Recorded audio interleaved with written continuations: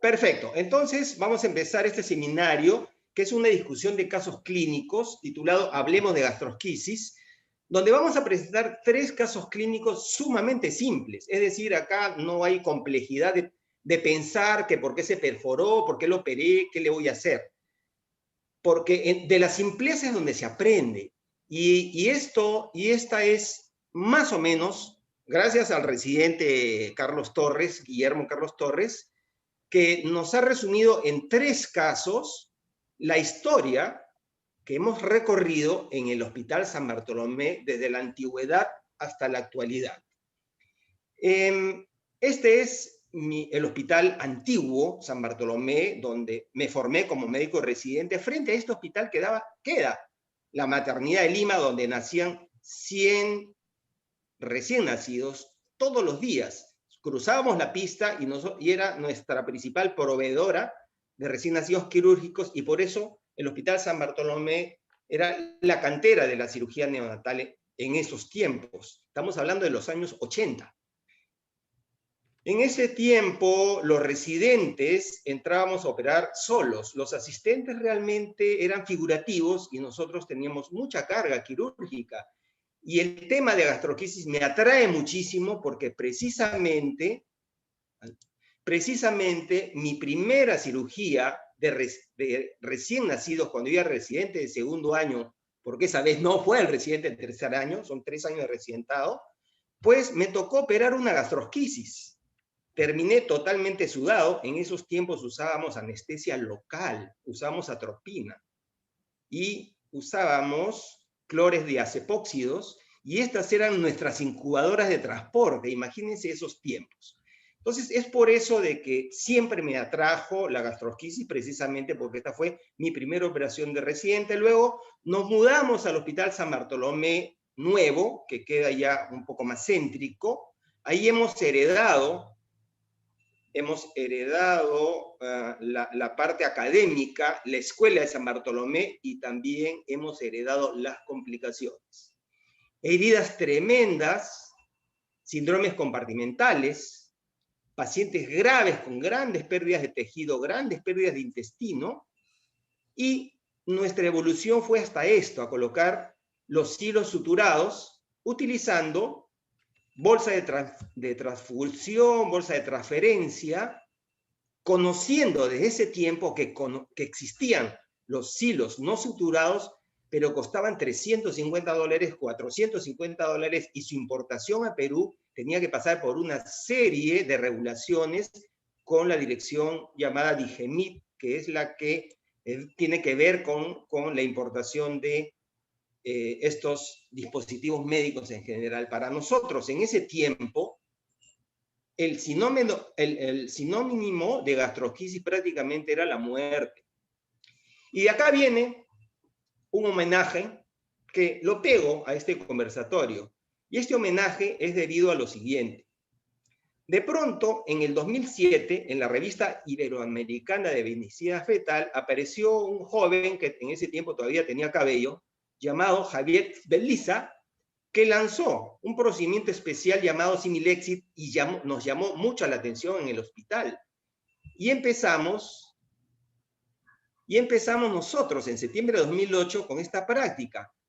El inicio del vía oral al primer paciente fue 1 mes y el último paciente fue 5 días. Y justo cuando ya estábamos avanzando los pasos para llegar a un momento actual de menor mortalidad, por razones que no logro todavía comprender, alguna autoridad restringió por escrito la cirugía mínimamente invasiva y prohibió por escrito el avance del tratamiento no invasivo de la gastrosquisis.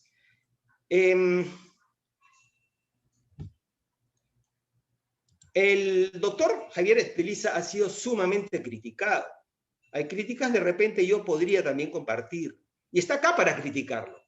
Pero lo que él dice es que podrán criticar lo que sea, pero hasta ahora con ninguna otra técnica se ha logrado la felicidad del contacto piel a piel madre-niño cuando éste nace con gastrosquisis.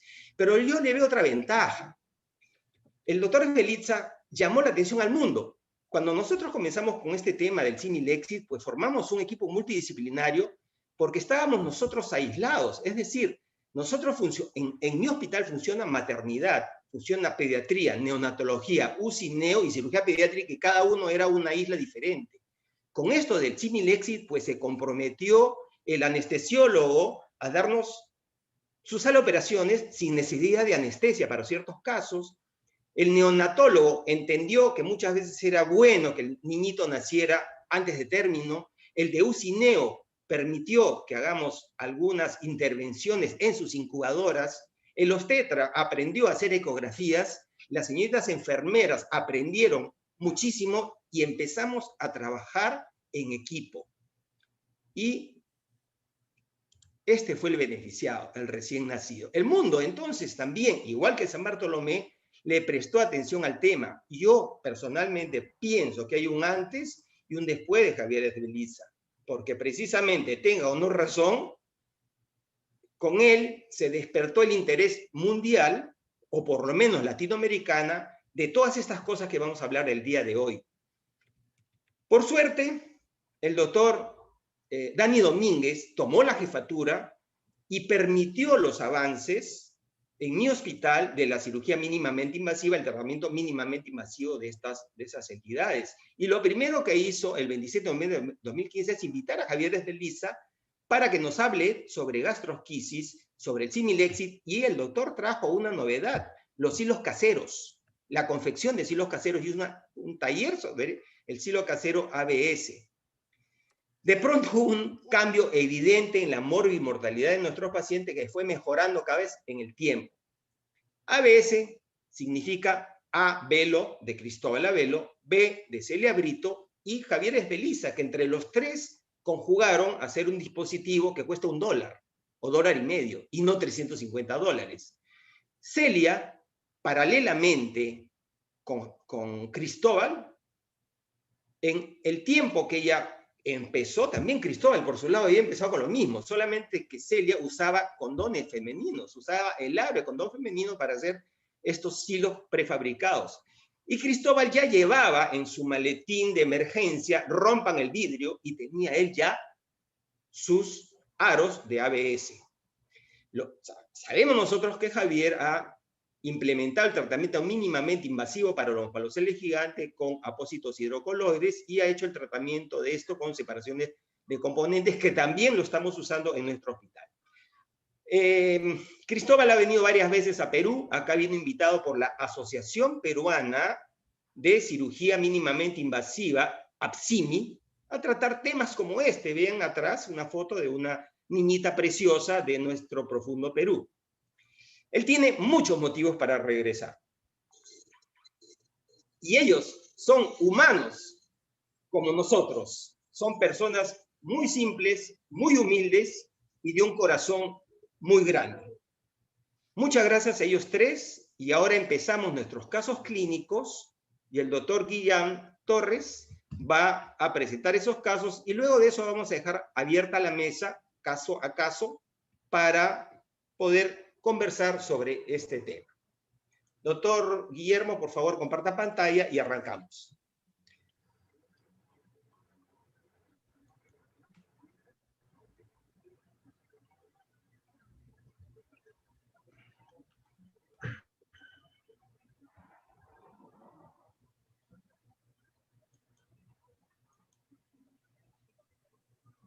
¿Qué tal? Buenas noches. No sé si se llega a ver la pantalla.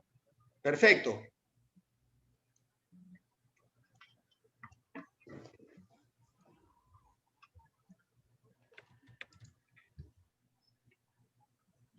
¿Se escucha bien?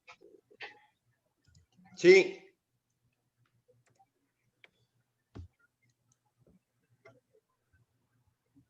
Bueno, ok.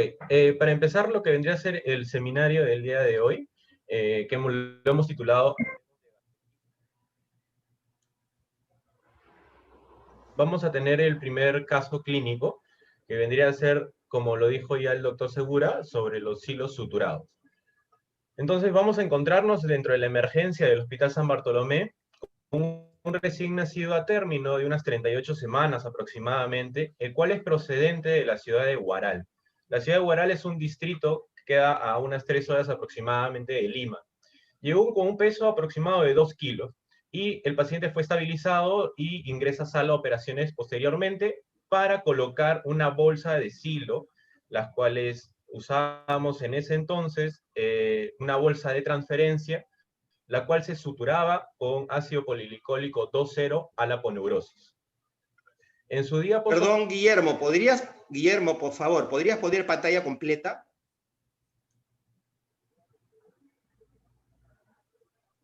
Muy bien. Sí, ahí, ok. Perfecto. Entonces, durante su primer día posoperado, se vio que en el silo se encontraban rasgos sanguinolentos y una hemorragia activa, por lo cual el paciente reingresa a sala de operaciones, en donde se encuentra una serosa despulida, ya, la cual se le realiza una hemostasia, y posteriormente se vuelve a colocar una nueva bolsa de transferencia y es nuevamente suturada a la aponeurosis. En su reoperado número 10, el paciente ingresa a sala de operaciones nuevamente para un cambio de esta bolsa de silo, en donde se ve que el diámetro del defecto ya tenía aproximadamente 5 centímetros y es nuevamente suturada a la aponeurosis. El paciente estuvo con la parte entre la UCI neonatal y cirugía pediátrica un periodo de 5 meses, en los cuales recibió alimentación suplementaria, complementaria, con nutrición parenteral, y tuvo un desprendimiento del silo, el cual se evidenció, ingresó a sala, se le retira, ¿no? Y se veían que las asas intestinales tenían un inicio, una pseudomembrana, la cual esta pseudomembrana se trató con topicaciones con yodopovidona, ya permitiendo, o en realidad el paciente posterior a estas topicaciones presentó una cicatriz o una pseudomembrana ya más gruesa, la cual fue epitelizando y empezó a cerrar el defecto. Entonces, hasta ahí vamos a tener el primer caso, que vendría a ser ya un caso de unos aproximadamente 4 años atrás, en los cuales se utilizaban los silos suturados a aponeurosis.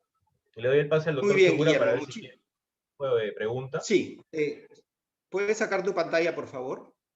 Dejar de compartir. Muy bien. Entonces, vamos a empezar en la discusión de este primer caso y acá está libre la mesa para hablar de este caso, de los hilos, de ABS, de los tratamientos, de lo que ustedes deseen.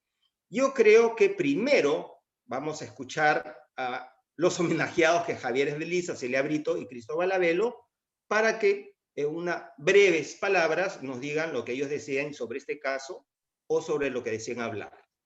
Javier, empezamos con Javier. Bueno, encantado, Carlitos. Sí, quiero contarles que siempre que ponemos un silo, independientemente suturado o no suturado, felizmente no lo suturamos nunca más, esa pseudomembrana empieza a formarse a partir del 7º día. Si vos no pudiste reducir el intestino en los primeros 7 días, ahí empieza a formarse la pseudomembrana. Nos ha pasado alguna vez que no hemos podido reducir al 7º día y cuando vamos a cambiar el ABS encontramos esa pseudomembrana, la lavamos bien con suero tibio, le ponemos otro ABS y seguimos reduciendo.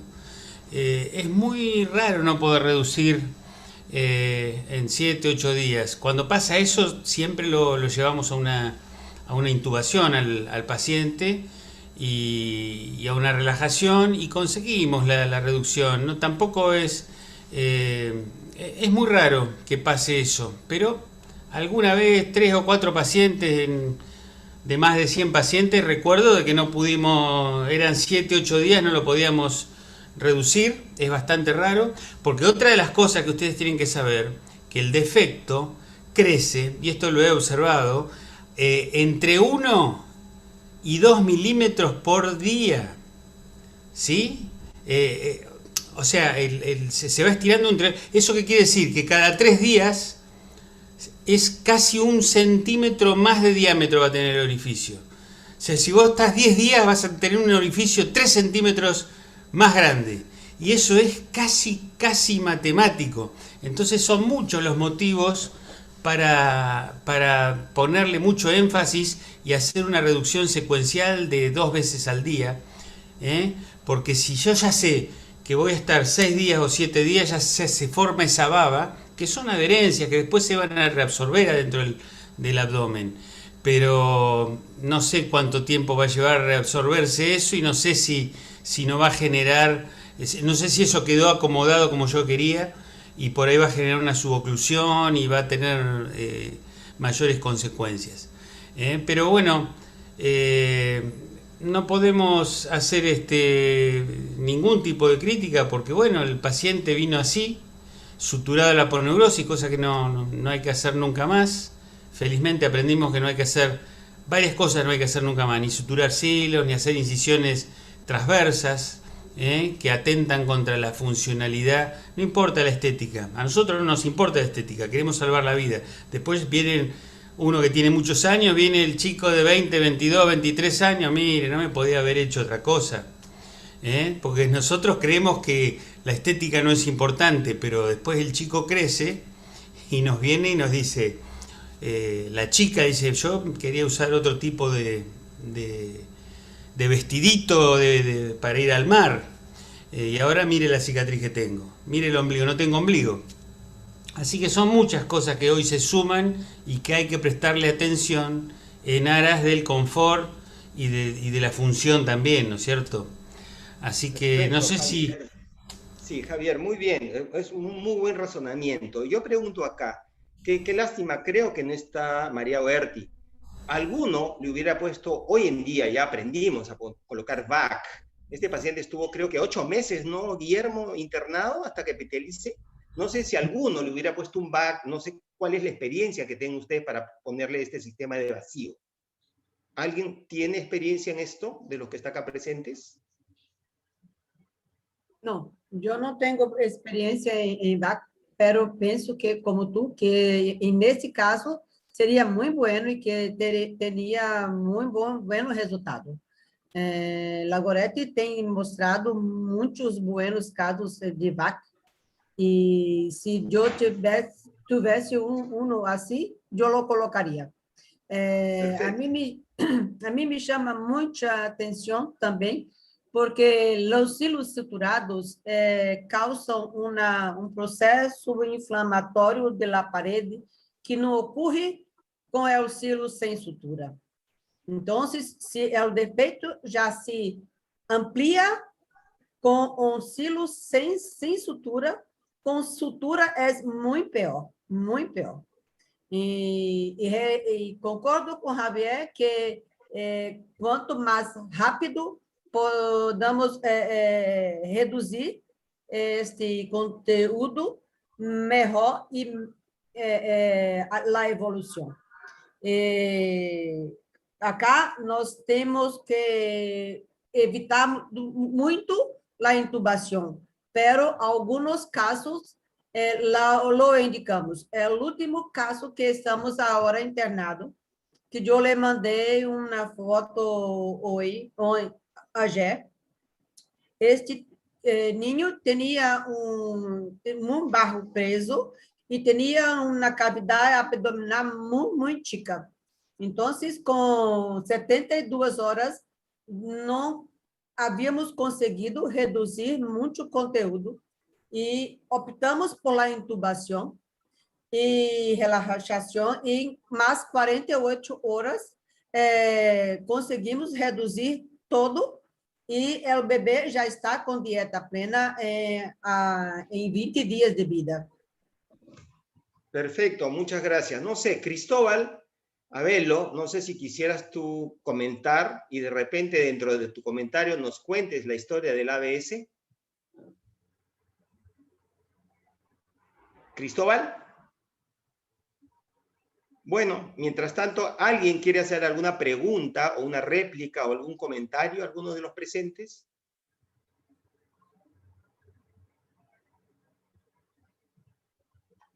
Creo que ahí se está conectando recién Cristóbal.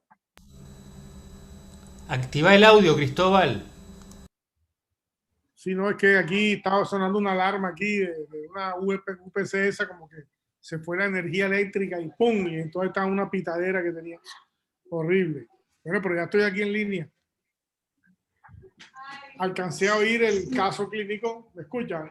Sí, claro. Te preguntaba, Cristóbal, si quisieras tú participar, algún comentario sobre ese caso clínico y si tienes un tiempito, contarnos brevemente la historia de cómo se hicieron los ABS, por qué ABS y cómo fue esta historia, muy brevemente. Bueno, el caso clínico ese que presentaron, aunque no pude ver realmente el final, me explico, solamente vi hasta el tiempo de hospitalización que tuvo, como 6 meses. No Te sé si digo, se murió o no. Cristóbal, ese paciente se le salió varias veces el silo suturado a aponeurosis y terminó con una pseudomembrana que se topicó con yodopovidona y cicatrizó estando el niño hospitalizado 8 meses. Se fue a los 8 meses, por suerte sano. Esa fue la historia. Pero con su hernia ventral. No, cicatrizó y no tuvo hernia ventral. De verdad que no. De repente hizo pues un pequeño hernia umbilical, pero no se fue con hernia ventral. ¿Por qué? Porque lo que yo vi también, lo que me tocó vivir también, fue esa misma situación de el desgarro y la pérdida del silo, porque ya los puntos no aguantan más. Entonces, ¿qué pasa? Se perdía piel y se perdía aponeurosis. Entonces, y luego otro silo más, pasaba igualmente después 8 días, 10 días, se va a soltar otra vez. Entonces terminaba dañándose la pared abdominal de una forma muy importante y después faltaba tejido para cerrar adecuadamente esos defectos. Entonces, precisamente en el 96 fue que hice el primer caso de onfalocele con el Duoder, y en esa misma época empecé con el tema de los hilos sin sutura, de los hilos con el anillo de metálico. Primero empecé con el anillo metálico. Era un alambre de esos que usan para cerrar esternón, el grueso, y los mandaba a soldar unos anillitos y usaba la bolsa plástica, tal cual como lo hacía con el anillo, como lo hacemos con el anillo de caucho. Recuerdo que para un congreso de Cali, el doctor Edgar Cantillo estuvo en mi casa cuando operamos el primer pectus acá en Barranquilla con él, porque tenía que operarlo con él para que Walter Lawrence nos pudiera facilitar las barras. Y entonces estuve en mi casa y entonces él vio ahí que yo tenía un muñeco con un simulador de gastrosquisis y de onfalocele y le llamó mucho, oye, ¿tú por qué no presentas eso en el congreso? Tal, que está buenísimo, eso no lo había visto yo y tal. Entonces, bueno, lo voy a presentar. Entonces así fue. Lo presenté allá en el Congreso de Cirugía Pediátrica de Cali, cuando el doctor Astudillo estaba vivo, y bueno, y ellos me dieron un reconocimiento muy importante ahí con esto. Entonces, la evolución fue que estos anillos anillos de metálicos, como tienen memoria, entonces, pero funcionaban bien, o sea, se apalancaba muy bien la pared abdominal y se podía hacer el proceso de reducción paso a paso hasta que logramos introducirlos todos. Y empecé, como ya tenía conocimiento del Dover y ya lo habían utilizado lo venían utilizando en onfalocele, entonces le apliqué la misma de juntar pero no tenía en cuenta el cordón todavía. Generalmente se me perdía el cordón. Luego vine entonces, ya pensé, no, vamos a cambiar esto por anillos de caucho. Alguna vez vi unos anillos de caucho, me llamaron la atención y yo, no, aquí está la cosa. Y empecé con los anillos de caucho. Y la verdad, eso simplificó. Y la verdad es que simplificó mucho el manejo de la gastrosquisis, así de mentales, se acabó ese problema del stretching que generaba una catástrofe también metabólica en los pacientes. No abrí nunca más la fascia. Una que otra vez he tenido que abrir un poquito para poder alojar un silo de esto. He tratado de comunicarle esto a mis colegas locales y nacionales para que tengan eso a la mano, pero parece mentira. Aquí mismo en la localidad donde yo vivo todavía pasa que no tienen el silo a la mano. Claro que ya estamos en la época de que se hace mucho diagnóstico perinatal, y yo personalmente, si en estos últimos 3 meses de este año hemos atendido un paciente que nació en su casa o que nació en un hospital de provincia y fue remitido, han sido 2 pacientes. Generalmente se atienden durante el parto, tal cual como Javier lo planteó, usando el silo. Entonces, si podemos reducirlo de una, perfecto, y si no, pues queda con su silito ahí hasta que reviertan los intestinos. Esa fue la historia del silo. Después, Javier, nos encontramos en el Congreso Colombiano de Cirugía Pediátrica en el 2014, que lo invité porque ya lo conocía por su publicación y porque algunos colegas acá me conectaron con él. Entonces lo invité para hacer el curso de defectos de pared abdominal acá en Barranquilla, que fue el primero que se hizo cuando fui presidente de la Sociedad Colombiana de Cirugía Pediátrica. Y ahí también vino Celia, y entonces, bueno, nos reunimos los tres acá a conversar de estas experiencias, y la verdad fue un momento muy agradable, un curso agradable, aprendimos de todos, y después seguimos haciendo estos cursos.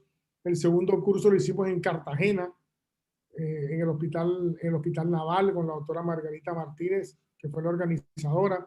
Después lo hicimos en Sao Paulo, en el Congreso Iberoamericano de Cirugía Pediátrica de Sao Paulo, con el doctor Baratella.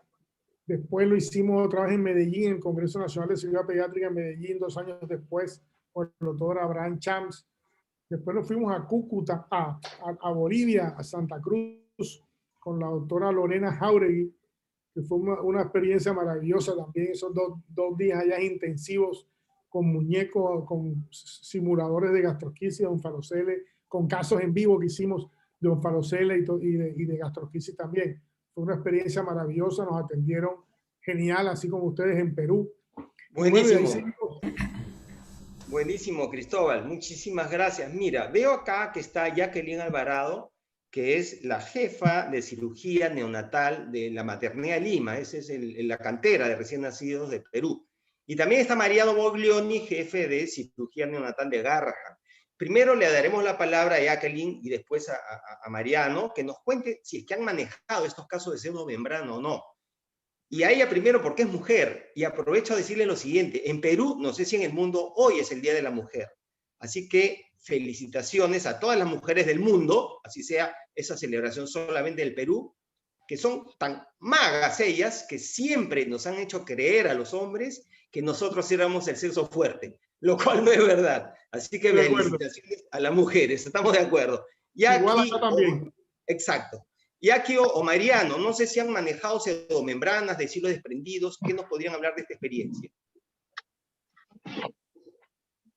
Hola Carlos, acá estoy de mamá a esta hora con mi nena al costado, por eso a lo mejor no voy a poder hablar mucho. Pero sí, la pseudomembrana se forma pues cuando tiene mucho tiempo el silo, como por ahí lo decía la doctora Brito también, ¿no? Y era mucho más común cuando utilizábamos el material pues de los hilos artesanales que usábamos con la bolsa de transferencia. Por ejemplo, en el instituto nosotros manejamos con los hilos siliconados, ¿no? Y solamente se presenta cuando lo tienes pues más de 5 o 7 días que ya se empieza a formar esta membrana. Más tiempo tienes el silo, pues más problemas te va a dar para cerrar el defecto y mayor adherencia. Ya se despertó. La bebé llorando, qué lindo. Gracias, Jackie. Marianito, ¿alguna experiencia con este tema?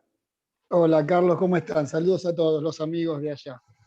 Sí, nosotros tuvimos algún caso con una gastrosquisis muy grande que, como muy bien explicó Javier, se le va agrandando el orificio que tiene, el defecto abdominal, que no lo pudimos cerrar, y lo que se le ocurrió a uno de los cirujanos del servicio, le puso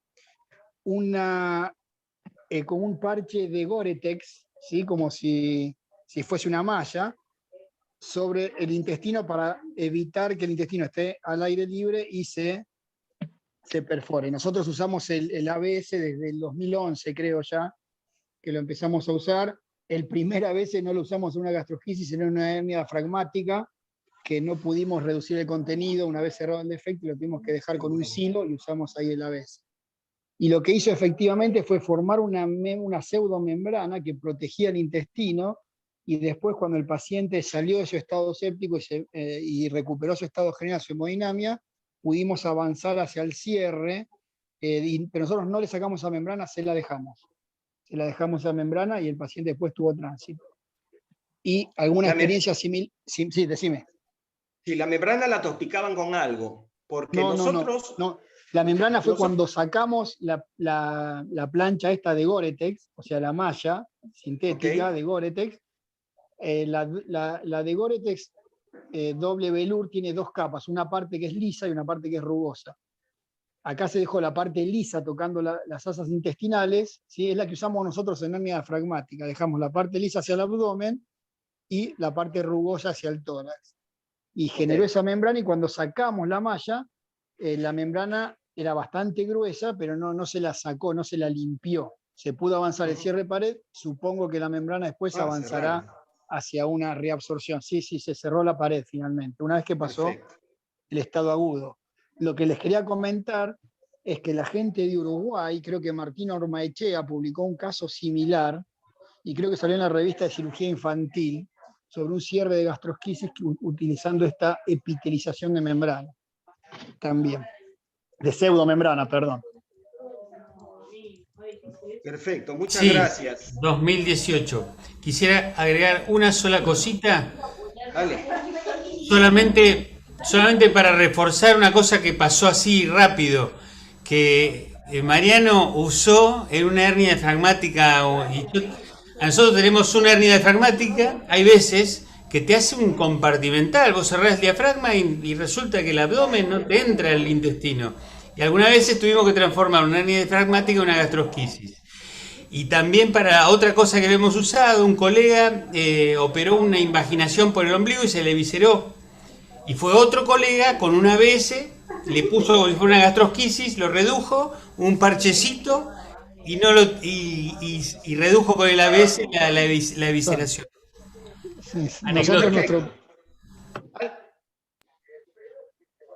¿Alguien más quisiera preguntar, agregar, comentar algo sobre este tema? En relación a la membrana, bueno, te voy a contar algo. Yo, precisamente, esa membrana la vi en México, le decíamos el guarache. El guarache era una membrana hecha con bolsa de suero y con ¿cómo se llama Steridrate, algo así. Entonces se armaba eso y se suturaba a la piel. Aquí hubo un caso una vez, hace muchos años, como hace 25 o 30 años, con uno de mis colegas hizo algo así y suturó a la piel una gastrosquisis que inclusive se le salían los ovarios. Los ovarios estaban, cuando yo fui a ver a ese paciente, me dijeron que le habían puesto ese silo, y el silo se botó a los 8 días y quedó esa pseudomembrana que ustedes están hablando, que es más que todo el tejido de granulación que hace y mantiene las asas continentes. Ese tejido, ahí fue cuando me habían presentado el Duoder y dije, voy a ponerle Duoder y lo voy a manejar como una herida en ambiente húmedo. Y cubro todo eso, ¿verdad? Todo eso que está ahí, granulación, lo cubre. Entonces, ¿qué pasa? Que era un bebé muy prematuro, le puse ese apósito hidrocoloide, y entonces lo que me llamaba la atención era cuando lo iba a despegar, que el bebé se levantaba del poder adhesivo que tenía el Duoder. Y empecé a ver que el tejido mejoraba y que la piel crecía. Y entonces empecé a afrontar más la piel encima de ese tejido de granulación, forzándolo con el mismo Duoder. Y ahí fue donde nació la idea de hacer la inversión del áneo y el silo con ese tipo de pegante. Hasta que el paciente epitalizó. Y bueno, no me acuerdo qué pasó a posteriori, si él había entrado o no, porque no recuerdo. Pero les comento otra cosa. Otro paciente que tuve ya en la época de que poníamos los silos a veces, el paciente estaba bastante apretado, tenía ya la reducción total y el defecto era más o menos grande. Se me ocurrió poner una malla como para sostenerlo nada más puesta sin sutura. Y cuando lo fui a cerrar a los 8 días, la malla, estaban todos los intestinos pegados a dicha malla. Y me tocó resecar, hacer resección intestinal y todo para que sepan ustedes. Entonces, definitivamente yo le cogí favor a todo tipo de malla, porque la experiencia con la malla en toda la migración a la tráquea, en inicio de migración al estómago, las mallas sintéticas. O sea, las mallas de polipropileno, las mallas de cualquier malla de este tipo sintética. Entonces, por eso cuando usamos mallas, usamos las mallas biológicas nada más. Y la única parte donde usamos sintéticas es en hernia diafragmática. Claro, Cristóbal, un punto con esto. La malla que se usó en ese paciente era de Gore-Tex, la de doble velour, que tiene una parte lisa, que esa no genera adherencias, y una parte rugosa que sí genera adherencias. Correcto. Que se usa mucho en cirugía cardíaca también. Por eso, si tenés esa precaución, totalmente de acuerdo con vos, con el tema que las mallas de polipropileno, Marlex, o Bikely generan unas adherencias espantosas, pero la parte lisa no genera adherencia, eso es lo bueno si algún día necesitan para alguna cosa. De hecho, en hernia diafragmática la usamos y ponemos la parte lisa hacia el abdomen. Sí, sí, correcto. Estas mallas nuevas que tienen doble faz, que llaman, tienen esa característica, ¿de acuerdo? Perfecto, muchas gracias. Jenny Arauco fue jefa de cirugía neonatal en el Hospital San Bartolomé. Creo que hubo un caso de gastrosquisis donde se usó VAC, ¿cierto, Jenny? Buenas noches, doctores. Sí, ¿Cómo está, Jenny? efectivamente tuvimos un caso de una paciente que viene ya un neonato de 12 días de operado, le habían colocado una bolsa de silo en un hospital, no en nuestro hospital, entonces ya 11 días había pasado, entonces ya había un desprendimiento parcial de esa bolsa pegada a la aponeurosis, entonces era un defecto grande, el paciente estaba en shock séptico, pasó a la UCI, y en ese momento tuvimos como invitada a la doctora Goretti, entonces le presenté el caso y decidimos colocar el VAC. En ese momento se gestionó todo porque hay que hacer una gestión de una compra de todos los parches y el VAC. Y el paciente fue una evolución muy, muy buena, salió del ventilador y se cerró el defecto. Y el bebé, bueno, quedó muy bien, muy bien. ¿Cuánto tiempo duró el proceso de VAC? El proceso del VAC más o menos habrá durado, porque hemos hecho como 7 cambios, porque era un defecto grande. Habrá durado pues 14 días, porque salió del ventilador, luego pasó. Muy bien, muy bien. La experiencia Yo creo que eso... Yo creo que ese podría ser un futuro. Creo que 50, hay que tener costo. Esos casos complicados, yo creo que sí, doctor. Muchas gracias. Gracias a ti, Jenny. Yo creo que ese es un futuro próximo, aprender a poner VAC en neonatos. Yo creo que es bastante útil. He tenido la experiencia de ver 2 o 3 VAC en niños pequeños y de verdad que ha sido espectacular, ¿no? Bueno, yo creo que si es que no hubieran más preguntas, pasamos al segundo caso. Y podemos retomar el primer caso en relación al segundo caso. Es un trabalenguas. Por favor, Guillermo, Carlos, comparte pantalla y preséntanos el segundo caso.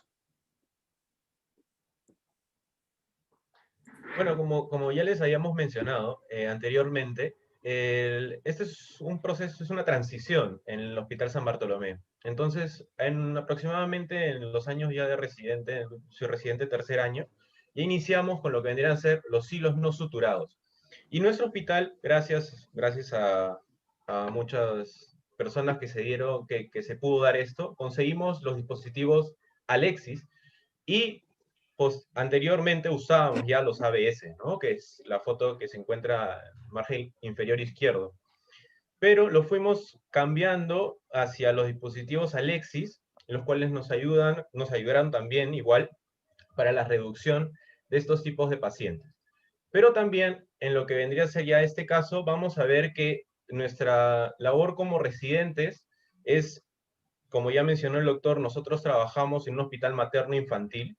Entonces, el departamento de ginecología, antes que tenga un paciente o atienda o por cesárea un paciente con gastrosquisis, nos hacen una interconsulta previa para conocimiento del caso.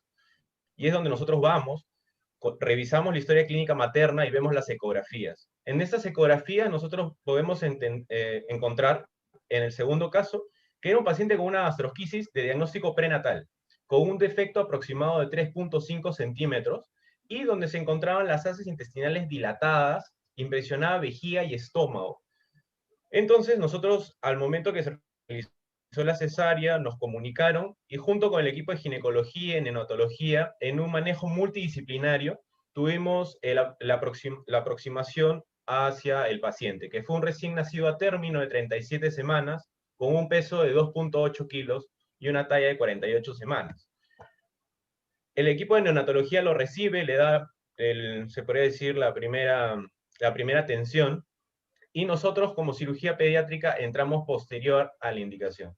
Aquí se ve un recién nacido en el cual las asas intestinales se ve que tienen un cambio de coloración, la cual recobra coloración conforme van avanzando en el procedimiento, ¿no? Entonces nosotros vemos ese tipo de cambios que van a ocurrir con el recién nacido, y nosotros le colocamos una bolsa de silo prefabricada, un dispositivo Alexis, el cual fue reduciéndose cada día, cada 24 horas, tratamos de hacer las reducciones manuales para que no se excedan en el tiempo. Lo que vendría a ser es que la reducción nosotros intentamos que sea completa hasta antes del 5.º día, para que el paciente tenga un mejor pronóstico, siempre individualizándolo a cada uno de ellos, ¿no? Y realizando en un tiempo quirúrgico un cierre secundario de gastrosquisis. Entonces ese es un cierre secundario, el paciente ya pasa a la unidad de cirugía pediátrica, en donde nosotros, bueno, le formulamos la nutrición parenteral, le iniciamos la tolerancia dependiendo el residuo, y bueno, con los demás pacientes dependiendo de la evolución. Entonces, hasta aquí vamos a tener la parte del segundo caso. Muchas gracias. Deja de compartir pantalla, por favor, para podernos ver.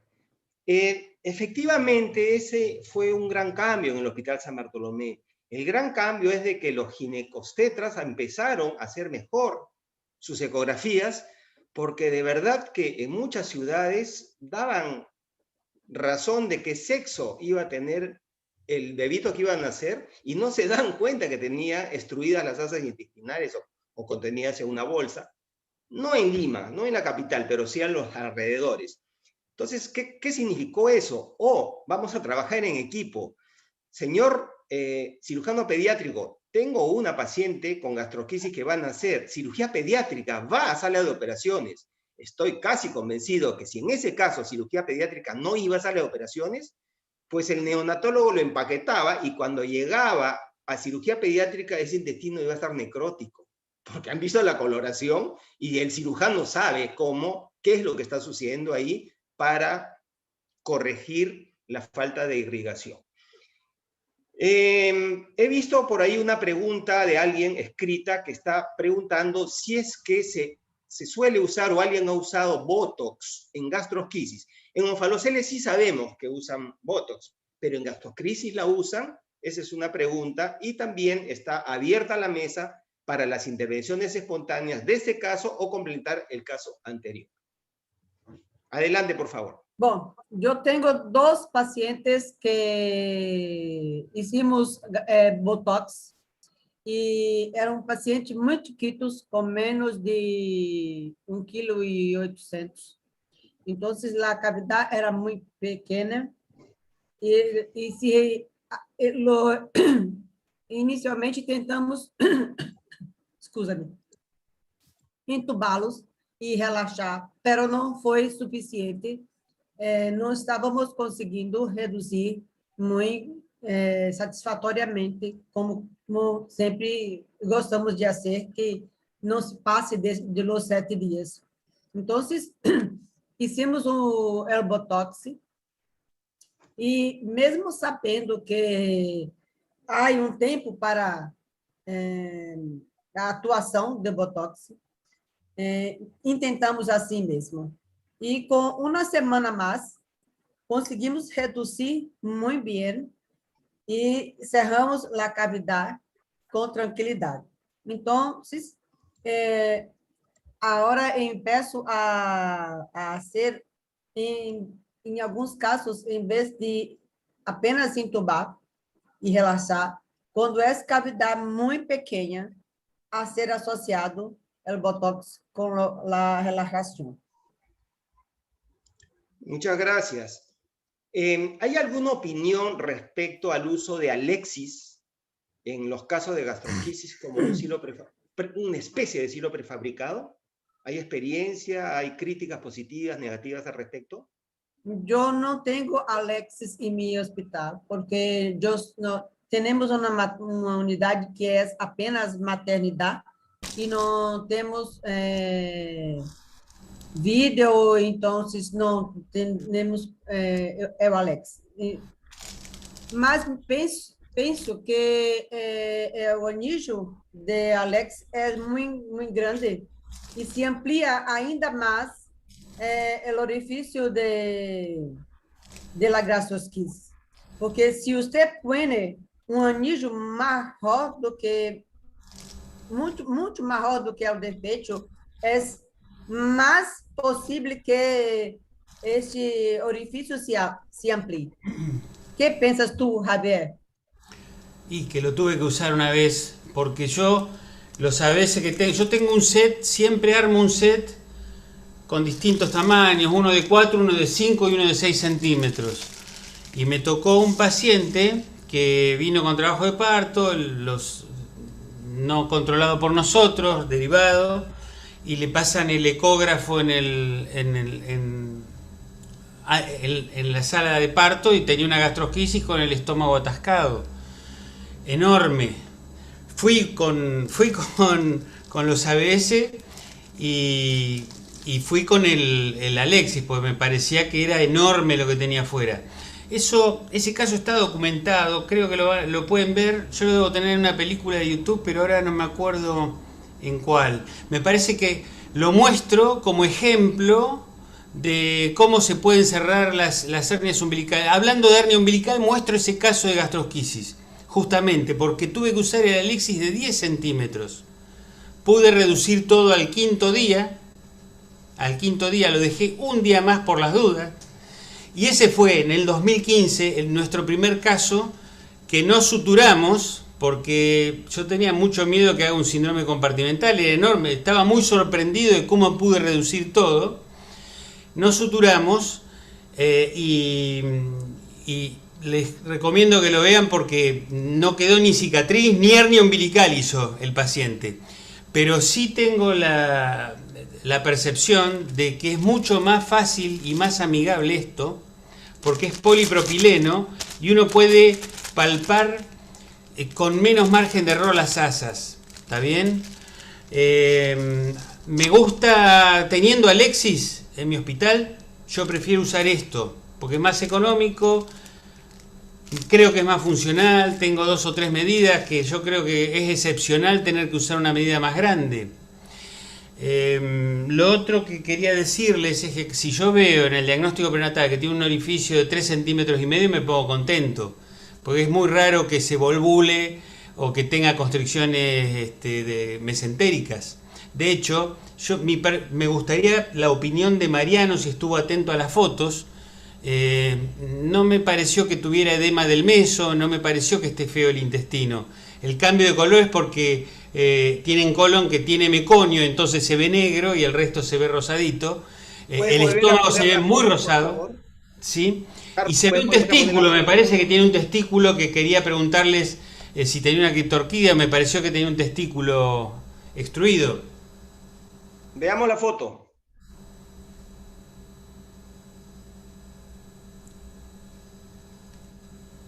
Ahí me parece que tiene testículo. Bueno, testículo. Yo creo que ha vomitado este bebé porque sí tiene como un color verde ahí, ¿no es cierto? No es meconio, es bilis de regurgitación. Lo mismo que el unto sebáceo está tenido de bilis, pero no me parece que estén feas las asas, sino que no me parece que hayan tenido un sufrimiento vascular. Carlos Guillermo, tú estuviste en esa operación como residente, ¿nos podrías contar cómo estaban las asas? Sí, efectivamente, como dice el doctor Esbelitza, esas fueron las asas intestinales al inicio, cuando recién el producto sale después de la cesárea.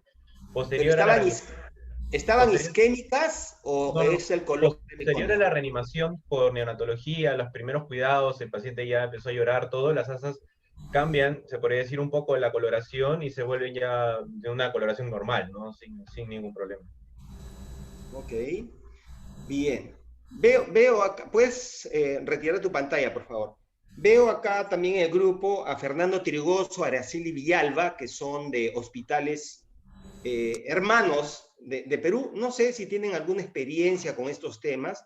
Y también quisiera que Amadeo Zanotti habló conmigo hace poco y me dijo que tenía un caso especial que de repente en 4 palabritas nos lo podría presentar. Araceli o Fernando, no sé si tuvieran algo que contarnos respecto a la experiencia de Perú en sus hospitales respecto a la gastrosquisis. ¿En qué momento están ustedes?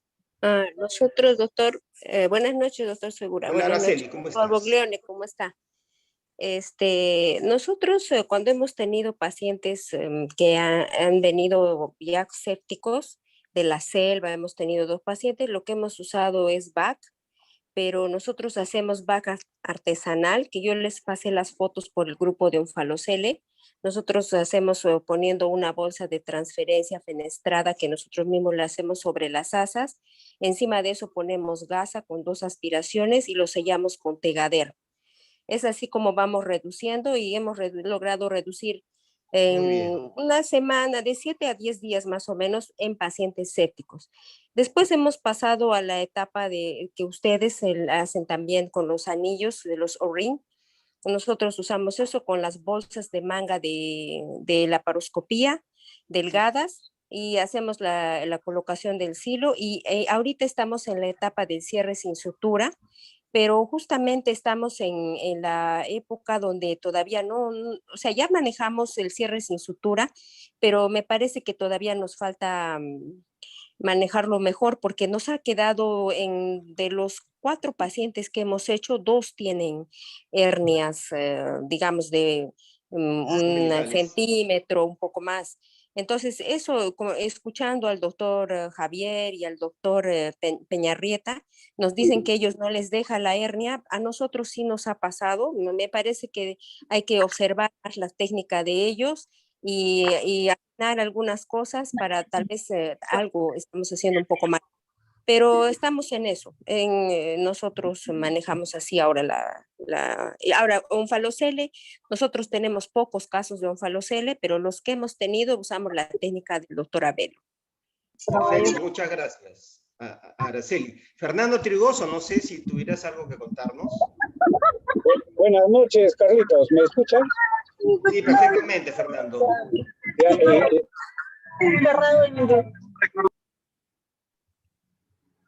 Fernando, ¿se te fue el micro? Fernando, no te... Ahora opinar de la Alexis. ¿Ahora? Quería opinar de la Alexis respecto a ese caso. ¿Ahora sí? ¿Ahora sí me escuchamos? Ya. Sí, Fernando. Yo les voy a contar un poco la experiencia de San Borja, porque ahora yo estoy exclusivamente en San Borja y no estoy en Breña. Pero en Breña también ya estábamos haciendo este manejo de las gastrosquisis con silo y luego el cierre sin sutura. En San Borja ya lo estamos haciendo ya desde hace más de un año.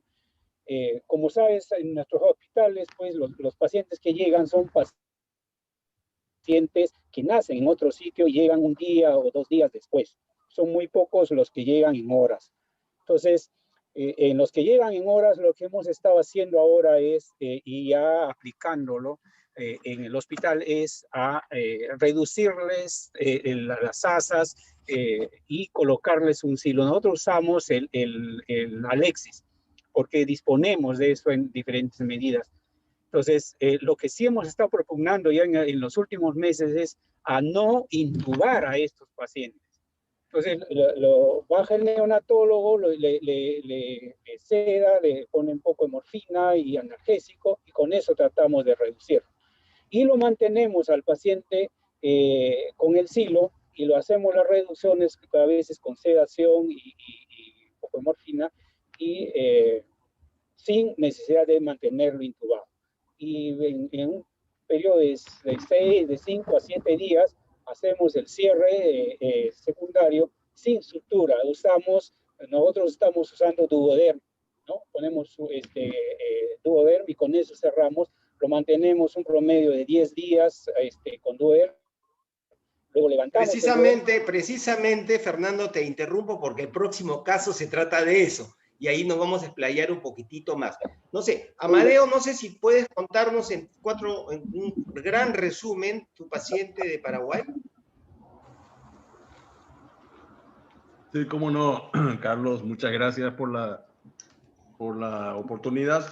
Es un caso con diagnóstico prenatal que lo fuimos siguiendo desde las 21 semanas que habíamos comentado con Javier, y siguiendo sus instrucciones nos preparamos como para hacer el procedimiento Similexit por primera vez en Paraguay, pero no lo logramos porque no fue posible, por lo visto no tengo liderazgo suficiente para convencer a todos, especialmente los neonatólogos que iban a participar. Finalmente se decidió no embarcarnos al procedimiento y lo íbamos a recibir así nomás cuando naciera. Pero que el ginecobstetra iba a esperar a que entrara en trabajo de parto. Él programó la cesárea finalmente como para que el día que cumpliera 36 semanas lo iba a hacer nacer, pero se adelantó un día porque entró en trabajo de parto y llegó a un sufrimiento fetal y tuvimos que atenderlo así de urgencia un domingo a la madrugada, que fue lo que siempre comentó Javier. Bueno, resultó finalmente bien a pesar de todo. Tuvimos que reanimar a la niñita. Nació con una gastroquisis bien grande. Solamente tenía intestino delgado afuera. Conseguimos estabilizarla y a la hora de nacimiento, más o menos, la estábamos operando anestesiada a la niña y conseguimos colocar la gastroquisis dentro de un silo preformado que ya estaba preparado y evolucionó muy bien. Estuvo en respirador durante 8 días y al 8º día conseguí reducir totalmente el silo. Ella nació el día 14 de febrero y hoy está en su casa mamando libremente. Lindo caso. Entonces, pasamos al tercer caso para cerrar. Por favor, compartes pantalla. Disculpa, Sí. Carlito, creo Dale. que Cristóbal quería decir algo de los ABS, de los Alexis. Dale, Cristóbal. Si ustedes miran el caso que presentaste, esta gastroquisis es una gastroquisis habitual. Igualmente no me parece que estuvieran isquémicos. A ese paciente le pusieron un Alexis. Y si ustedes ven, cuando muestran el Alexis, el defecto se ve así de grande. O sea, lo aumentaron al triple. Entonces, esa misma situación la he visto ya varias veces. En Bogotá pasó también y me fui a operar una vez, me acuerdo, porque el defecto era muy grande. Cuando el doctor Mogollón me invitó y fuimos a operar una gastroquisis. Para cerrar el defecto, lo hicimos con separación de componentes, que nunca me ha tocado a mí hacer una separación de componentes en gastroquisis. ¿Ok? Tenían 2 casos porque estaban buscando sistemáticamente el Alexis. El Alexis tiene 2 tamaños, uno grande y uno más pequeño. De pronto el más pequeño puede ser útil en caso de que no tenga un ABS, que no hay ninguna justificación a no tener un ABS porque es muy sencillo de hacer realmente. Y esos Alexis también tienen su costo.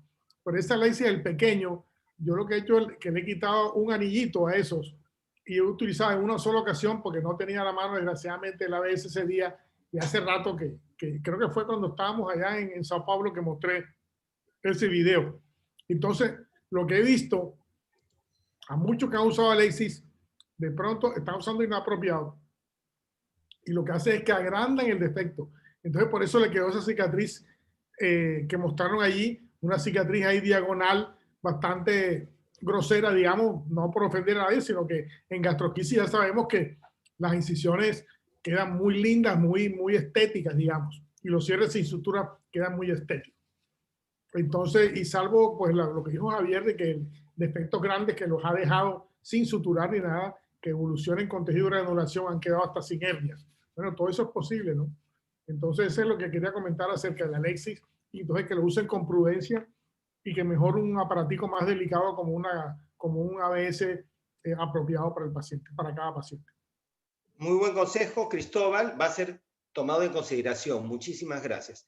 Carlos, por favor, Guillermo Carlos, presenta tu tercer caso, que es cortito, y luego abrimos la mesa. Unos 10 minutos o 15 minutos más y se acabó, creo, ¿eh?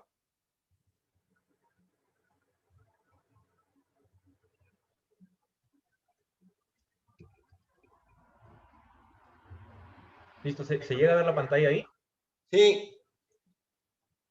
Bueno, para continuar un poco ya el tercer y último caso, ya comentándoles que, bueno, sí, como dijo la doctora Araceli Villalba, ahora también estamos en esa transición hacia lo que vendría a ser el mejor manejo para los pacientes con gastrosquisis, claro que sí, individualizando a cada uno de ellos.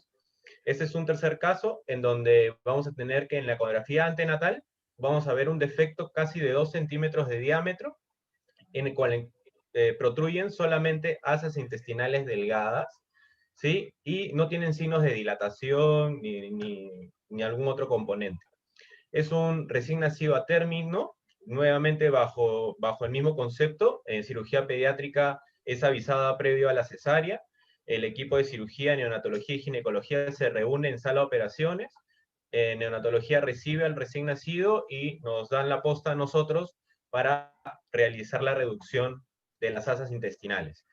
Este paciente sale de cesárea, el neonatólogo le hace la primera intervención, nosotros ingresamos como cirugía neonatal, al paciente se le pudo reducir las asas sin ningún problema por el defecto, y en realidad quedó este tipo de defecto, al cual le dijimos que era un buen candidato para hacer un cierre sin suturas, por lo cual se coloca, usamos el ombligo para tapar también parte del defecto, y se le colocó un parche de un apósito adhesivo hidrocoloide, que nos ayudó, y cada 48 a 72 horas se realiza el cambio. Es del paciente al 4.º día de vida, el paciente ya en cirugía neonatal, en nuestro servicio, manejado por nosotros, por todo el equipo, y el paciente tuvo una mejor, usó solamente el ventilador mecánico por 2 días, el paciente pasó a cirugía neonatal, se le progresó más rápido lo que vendría a ser la vía oral, y el paciente a los 20 días ya estaba en su casa con una lactancia materna directa, y no se ha evidenciado que tenga algún tipo de defecto. Nosotros ya venimos haciendo este procedimiento para agregarlo. En el departamento ya tenemos alrededor de unos 6 casos, y para comentar también que, bueno, me di la molestia para saber más o menos cuál era nuestra incidencia en casos de gastrosquisis o la intervención en los últimos 3 años, y vamos a tener que, nosotros como residentes, en ayuda de nuestros asistentes, atendemos un promedio de 2.6 casos mensuales, en realidad, de gastrosquisis. Entonces, esto nos da un periodo para nosotros poder ir viendo las ecografías, poder viendo lo que vendría a ser el desarrollo de esta patología, tanto prenatal como natalmente, en compañía muchas veces con neonatología para su manejo dentro del piso de cirugía neonatal. Eso es lo que quisiéramos agregar, ya que, bueno, como tutor de la San Martín Doctor Segura, sabe bien que nosotros, como residentes, parte de nuestra formación es que lo que nos brinda el Hospital San Bartolomé es manejar al paciente desde su nacimiento hasta que el paciente se va de alta. El paciente no es manejado por neonatología, siempre el paciente es manejado por cirugía neonatal, que estamos a cargo de su cuidado, y neonatología en algunos casos las interconsultamos. Gracias, Guillermo Carlos. 2 preguntas. La primera, ¿por qué ventilador mecánico en esta paciente? Y segunda, ¿fue seguido en el tiempo este niño y vieron si hizo hernia ventral o hernia umbilical? Y por favor, deja de compartir pantalla y abrimos la mesa.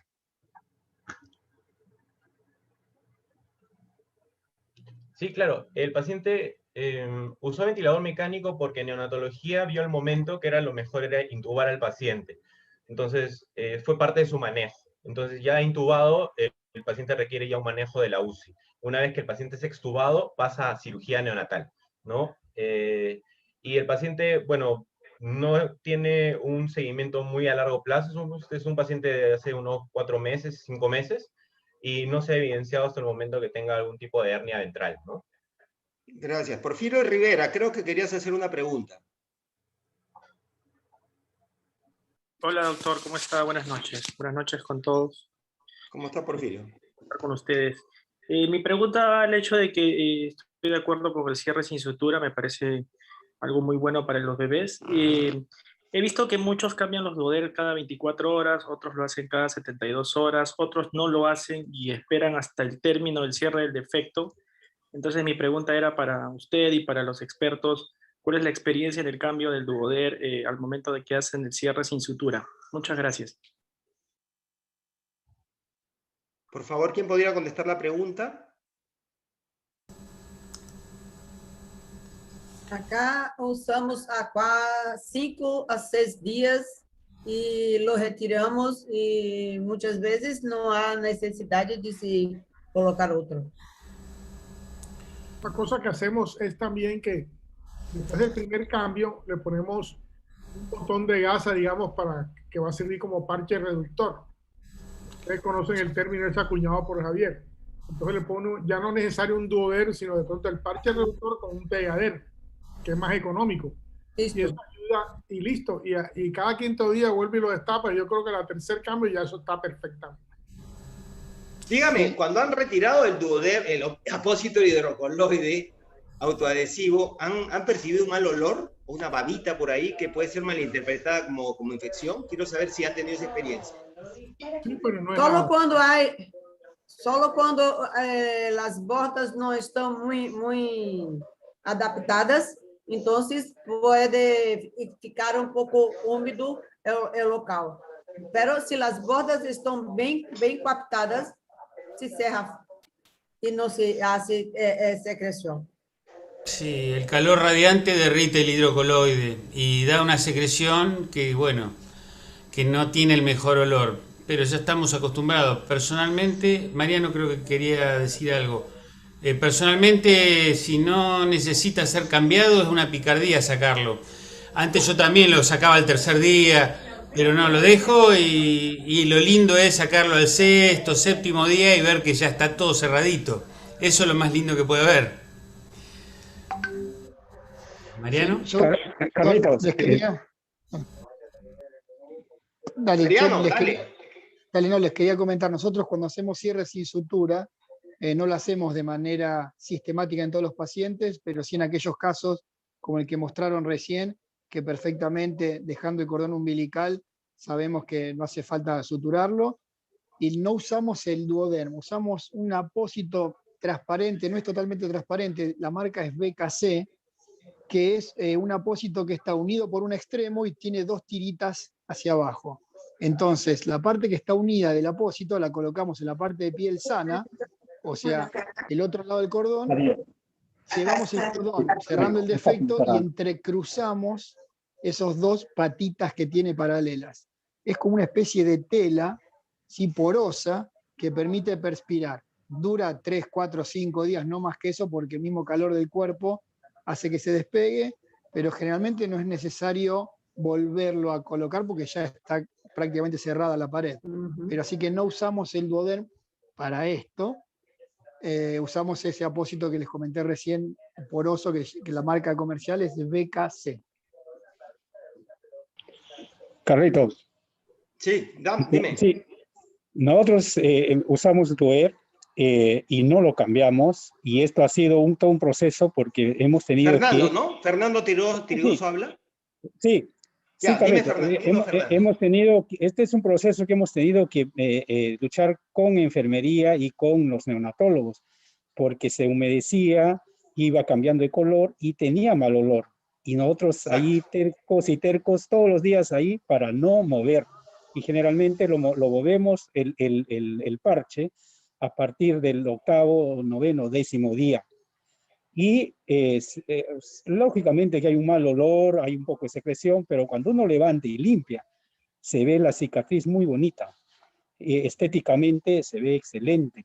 Y en algunos casos sí hay hernia umbilical, pero esta hernia umbilical, conforme pasa el tiempo, al igual que un paciente que no tiene gastrosquisis, tiende a cerrar y a cicatrizar normal cuando se sigue el tratamiento con los parches, ¿no? Hemos tratado pacientes inclusive con defectos un poco amplios, con cierre sin sutura, y ha tenido el mismo resultado. Inclusive un paciente en el cual le han hecho una ampliación del defecto al inicio, también lo pusimos duoderm sin sutura y cerró bien y tuvo un aspecto estético muy bueno. Así como dice el doctor Abelo, los Alexis sí producen un aumento de tamaño del defecto. Generalmente después del 5º o el 6º día aumenta el tamaño, tiende a aumentar ese tamaño. Pero a pesar de eso, hemos hecho el cierre sin sutura y el resultado ha sido bueno. Lo importante es que estos pacientes los puedes manejar sin intubar. Inclusive yo he estado haciendo en los últimos casos la reducción de las asas sin necesidad de estar usando mucho opioide, porque el problema después es del síndrome de abstinencia para iniciar la vía oral en estos pacientes. Entonces, muchas veces hacemos en una forma bien, diríamos, con mucha paciencia, en la incubadora del paciente hacemos la reducción. Entonces, a veces no usamos estos medicamentos y nos está dando resultado. Cuando ya tenemos al paciente con el parche puesto, después de las 24 horas, lo que hacemos es sacarle la sonda orogástrica y pasar la sonda nasogástrica. Y luego de eso empezamos inclusive a darle volúmenes pequeños a través de la sondita, o si no, si tiene buena succión, inclusive se le hace lactar al paciente o al bebé con la mamá con la sondita nasogástrica abierta. Entonces, de esa manera estimulamos a que el intestino tenga mayor motilidad, ¿no? Y la aceptación y llegar al volumen total sea mucho más rápido. Pero estamos teniendo muy buenos resultados. Gracias, Fernando. Miren, este paciente tenía 37 semanas y tenía un buen intestino. Sin embargo, he visto pacientes de 35 semanas con PIL y pacientes a término con buen intestino. ¿Están ustedes adelantando, pidiéndole al ginecobstetra que adelante el nacimiento de los pacientes con un seguimiento ecográfico, sin seguimiento ecográfico? ¿Cuál es la posición de los neonatólogos para poder hacer una reducción de Bianchi yendo en contra de el tema del recién nacido que podría ser candidato a ventilación mecánica? ¿Cómo ven ustedes ese tema? Y Asís creo que está acá con nosotros. No sé si nos podría contar algo.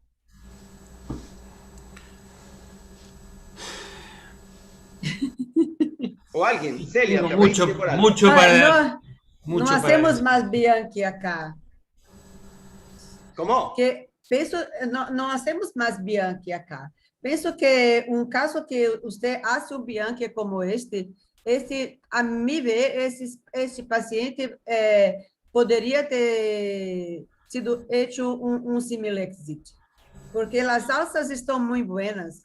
Las alzas están buenas cuando usted no tiene un orificio muy pequeño que le encarcere el intestino y que no tenga mecônio en el líquido amniótico. Yo tengo visto que todos los pacientes que no tienen mecônio en líquido amniótico, a las 37, 38 semanas, no tiene PIL, Entonces, acá no estamos más indicando la cesárea para un parto prematuro, exceto si el anillo se está cerrando o si las alzas están se espesando. Si no, no lo indicamos más. Carlitos, perdón, que Asís, digo, esta pregunta no fue para mí porque preguntaste para hacer el Bianchi. Y a mí me cuesta hacer Bianchi porque uno cuando yo hice Bianchi, hice varios Bianchi. Me encantan. Para mí fue inspirador Adrián Bianchi. El doctor para mí es un maestro. Me inspiró muchísimo. Parte de lo que hago, yo creo que se lo debo a él. Pero yo me di cuenta que haciendo Bianchi, por ahí tenés que luchar, se desgarra el acero muscular, después tiene más tiempo de hilio. O fíjate tú, que el neonatólogo que está con el saturómetro y controlando el dolor dice, espera que le hago fentanilo, lo tenés que terminar intubando, y si le hiciste fentanilo a ese globo vesical, le tenés que poner la sonda vesical, o sea, todas las cosas que a mí no me gustan, terminan pasando. Entonces, me parece un desperdicio tener 6 gastrosquisis por mes y tener una maternidad y no darle esa oportunidad, pero bueno, tampoco puedo... tengo el sesgo, digamos, de lo que hacemos nosotros y realmente estamos muy entusiasmados, porque, como dice Celia, estaba lindo el intestino, ¿por qué no hacer un similexit? Bueno, yo cuando está feo también hago un similexit, porque lo único que hago es ponerle el silo y no disparo la cascada de los mecanismos del dolor, de las aminas vasoactivas, que son erráticas en los fetos y en los neonatos, en los recién nacidos, que responde a una especie de ley del todo nada, uno no sabe qué va a pasar. Pero los recién nacidos también pueden hacer el famoso SIRS, el síndrome de respuesta inflamatoria, etcétera, etcétera, que se dematizan y eso. Entonces, ¿para qué exponerlos a nada de dolor? Nada de dolor, intubación, nada. Tratamos de no intubarlo, etcétera. De repente me expresé mal. Hubiera dicho un símil Bianchi, porque Bianchi te inspiró, o sea, el símil éxito. Totalmente. Para mí no, lo que me cautivó, más yo primero empecé a hacer Bianchi y después hice un upgrade. Hice un upgrade porque dije, esto no me gusta porque ya se infló el intestino, porque había que esperar Bianchi dice esperar 3 o 4 horas, si yo mal no recuerdo, para que se estabilice, para qué sé yo, bueno. No sé. Es una hernia atascada, 2 centímetros de agujerito, todo el intestino medio afuera, tragó aire, ese aire por un mecanismo valvular quedó ahí atrapado en todo lo que está ahí afuera, tenés que hacerle un poquito más de fuerza. Sí, lo tengo clarísimo, me expresé mal. Hemos hecho Similex y Carlitos juntos, hemos operado juntos contigo y con Cristóbal y en presencia y es fantástico, no me digas que no. Es un camino de ida, pero bueno, también está que tampoco es que se puede hacer así porque sí, me parece que antes de cambiar algo lo que uno está haciendo es porque no le está yendo del todo bien con lo que está haciendo, sino más vale seguir con lo que uno está haciendo, eso lo entiendo perfectamente y entiendo a los neonatólogos que quieren seguir intubando, pero cuidado, que la intubación no es gratuita, porque han estudiado el tema de los problemas con la prematurez tardía y tiene el sesgo de la prematurez tardía, pero no me dice cuántos estuvieron intubados y yo que sé cuántos eventos hipóxicos hay y seguramente que están en el grupo de los intubados o en los que tuvieron que intubar o tuvieron que bolsear, que tuvieron eventos hipóxicos, en fin. Como dice Celia, no interrumpimos nunca más el embarazo de ninguna manera, pero como tenemos el dato de que el 50% de las gastrosquisis van a empezar con trabajo de parto antes de las 37 semanas, otro 30% van a hacer trabajo de parto entre las 37 y las 38 semanas. Claro. Solamente un 20% de afortunadas pueden llegar hasta las 39 semanas sin ningún problema, que son los que tienen defecto amplio y que son los que mejor, es más, los de 39 semanas son los que estuvieron una semana internados en nuestro servicio, que los tuvimos más tiempo, a los 9 días lo largamos porque vienen de 300 kilómetros. Cuanto más grande, mejor es si no tuvo estrangulamientos. Totalmente de acuerdo. Acá nuestras pacientes se mantienen internadas a partir de la 36 y media semanas en diante para que possamos atendê-las assim que tenha qualquer sinal de trabalho de parto. Todos os nossos casos internados conduzimos para um símil, seja para símil exit, seja para símil parasílio, mas sempre para símil. Então, estamos sempre em la sala de parto e nossos obstetras já estão todos muito acostumados a nos ter. Acompanhamos essas pacientes desde o pré-natal. Hoje sou eu quem hago os pré-natal de nossas pacientes em ambulatório.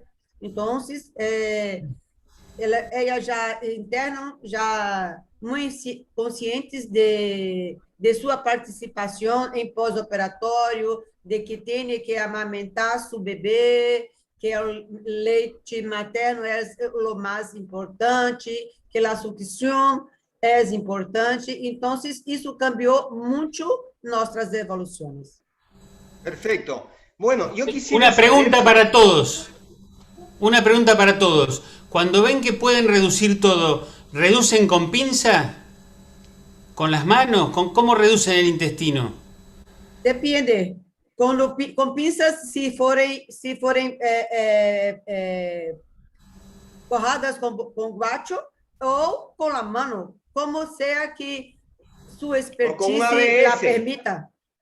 Yo aprendí que con el ABS, yo a todos les pongo el ABS, primer gesto el ABS, y ya sé que lo voy a poder reducir según el índice de reductibilidad. Lo uso el ABS y es fantástico. Nunca más me preocupo porque se puede lastimar el intestino, ni ningún desgarro ceromuscular, es fantástico. Perfecto, Javier. Yo quisiera que los residentes tienen la oportunidad en este momento de hacer preguntas a los maestros de la gastroquisis mundiales. Residentes, por favor, empezando con Guillermo Torres, que es el expositor. No sé si tuvieras alguna pregunta especial para los maestros y luego los otros residentes, porque a veces cuando somos residentes tenemos ciertas inhibiciones, pero ellos son amigos, ya lo han visto, los han visto cantar en un auto, ellos son humanos. Así que, por favor, pregunten. Sí, ¿cómo están? Buenas noches, de verdad es un placer verlos, tenerlos en la presentación. Básicamente yo tengo dos preguntas que voy a lanzarlas ahorita. Uno es en cuanto a un artículo que leí del año 2019 sobre lo que vendrían a ser todo lo que son predictores en cuanto a gastrosquisis de imágenes prenatales, ¿no? En donde tenemos las medidas en cuanto a la pared intestinal mayor de 3 milímetros y la dilatación de asa intestinal delgada en 7 milímetros. Entonces, quiero saber, ustedes, si es que tienen algún tipo de medida sobre lo que vendría a ser imágenes prenatales para saber cuáles vendrían a tener más PIL, menos PIL. Ese es en cuanto a la primera pregunta. Y entre la segunda pregunta es sobre la alimentación. Ese es un tema, creo que controversial, ¿ya? Sobre lo que vendrían a ser los protocolos de alimentación. En el 2020, Cincinnati lanzó un artículo también sobre lo que son los protocolos, el Feeding Track, y el Hospital de Indiana también tiene un protocolo en donde dicen que usan 20 mililitros por kilo por día de residuo gástrico. Menos de eso se le puede iniciar la vía oral, a 30 mililitros por kilo día de tolerancia diaria, ¿no? Y dependiendo a eso, viendo cómo evoluciona el paciente. A eso le sumamos si es que realizan irrigaciones o no realizan irrigaciones en sus pacientes y mejora con esto la distensión abdominal y la mejor tolerancia a la vía oral.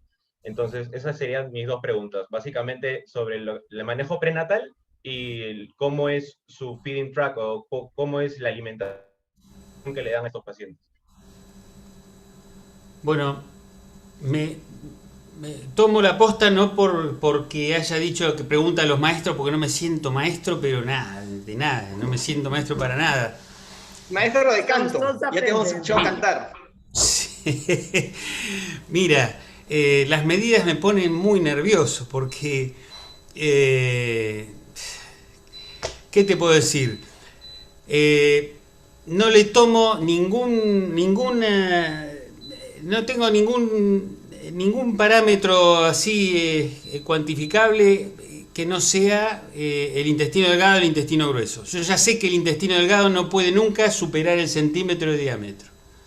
El intestino grueso sí, puede llegar a 3 centímetros, como esa foto del segundo caso que mostraste, que tiene 3 centímetros. Ese intestino grueso tiene 3 centímetros. Le presto atención a otras cosas. Y créeme, mira, justo mañana tengo que dar una charla para